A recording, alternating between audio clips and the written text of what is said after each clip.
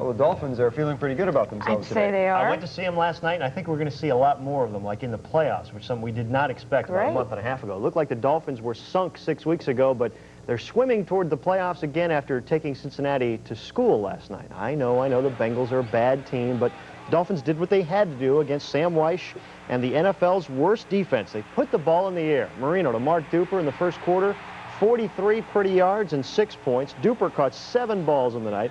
Marino, not the other Marino, went to the other Marks brother as well. Clayton grabbed 2 scores. This 18-yarder helped them to a 17-6 lead at the break.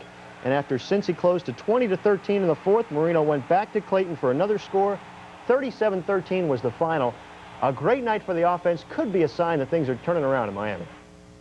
Well, I think we're coming together offensively, and I think you got to give the credit to the offensive line. They're doing an outstanding job of run blocking and pass blocking, and they're healthy now, and they have a good attitude, and that's really contributing to our success right now.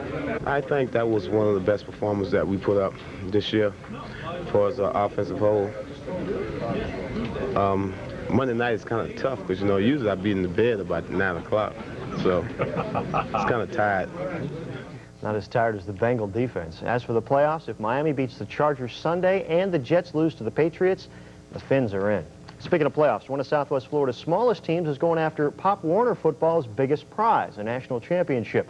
Rick Blackwell says these good sports really make the grade on and off the field. They're Rebels with the cause. On Saturday, the Fort Myers Rebels play for a Pop Warner national title. It is a Super Bowl for us. What are we? Number one! What are we? Number one! The quest to be the best does not come easy. For 4 months, these 26 kids have learned a very complicated offense. Let's go 24 lead. Formation 24 lead on the ground. Now with a 14-0 record, the 9 and 10-year-olds are playing like pros. The competition, the hitting, the running, it's all there. It's all there. They do the same thing.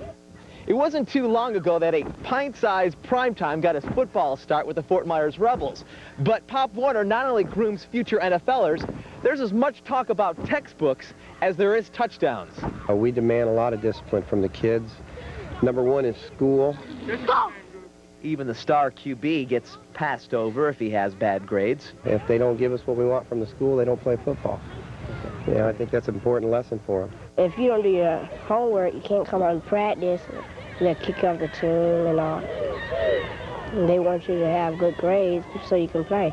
And playing is what it's all about. I'm just happy about football because I'm playing sports and we're traveling. The team leaves Friday for Jacksonville. Win or lose, they've used their heads to excel in both school and sport. In Lee County, Rick Blackwell, Wink Sports.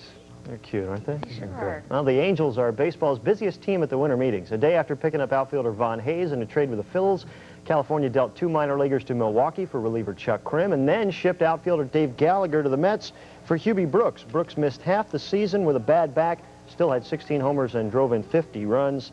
Whitey Herzog loves to wheel and deal at the winter meetings. He is probably not done yet. But even more fun than what did happen is what didn't happen. The White Sox said no to trading Frank Thomas and Bobby Thigpen to the Pirates for Barry Bonds.